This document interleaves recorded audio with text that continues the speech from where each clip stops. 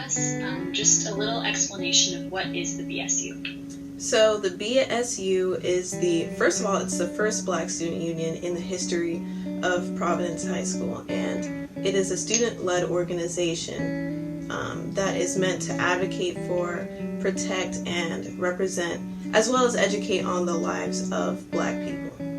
No, I've had multiple interactions with Ava, and I'm incredibly impressed by her commitment, not just to starting the BSU, but to helping the whole school become a better version of itself. After seeing the just absolute ignorance of people who should not be ignorant about American history, Black history, which I think are the same things, I just said, I probably should help out and share the information I have with my peers. Yeah, I think our new Black Student Union is going to have a really important role to play in the coming months and years as Providence embraces more and more fully the call to become an anti-racist institution. Already, they're offering critical support to that process. We have partnered with Work to Be Well, an organization of Providence focused on supporting youth mental health, and decided to create a module most appropriate for the times we are currently living in. Over the past couple months, of course, over the summer, we were seeing a lot of protests, a lot of civil and social unrest, and we thought we should probably check in with our members and see how they're feeling.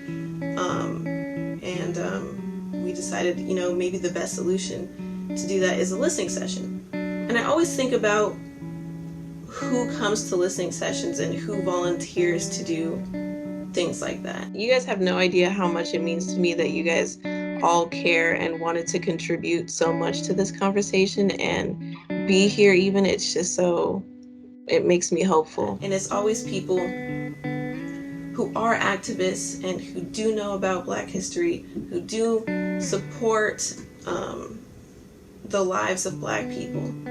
And I'm thinking listening sessions should not be strictly for those people. They know what they're doing. They know how they need to support Black people and other people of color. So I'm thinking listening sessions should be mandatory because people who don't support Black lives or don't know how to don't necessarily gravitate toward listening sessions or gravitate toward joining the BSU. Dismantling structural racism and interrupting intergenerational trauma requires individual commitment and action. It requires more than dialogue. It requires each of us to make decisions daily when presented with the opportunity to implement change. I need to make a decision about what I'm going to do with the privilege that I have and that I have not earned.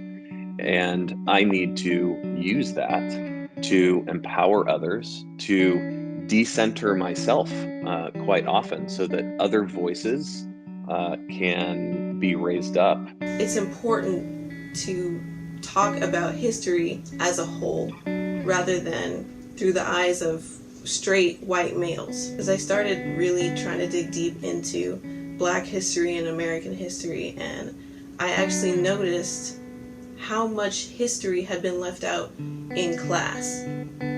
Just quintessential American history that also highlights the Black experience. Oftentimes when we talk about slavery and you're a Black person in your class, everyone looks at you.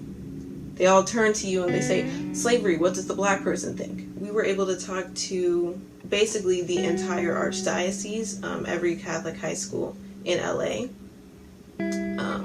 about dismantling structural racism through curriculum. As a Catholic school, we're supposed to value the lives of all people.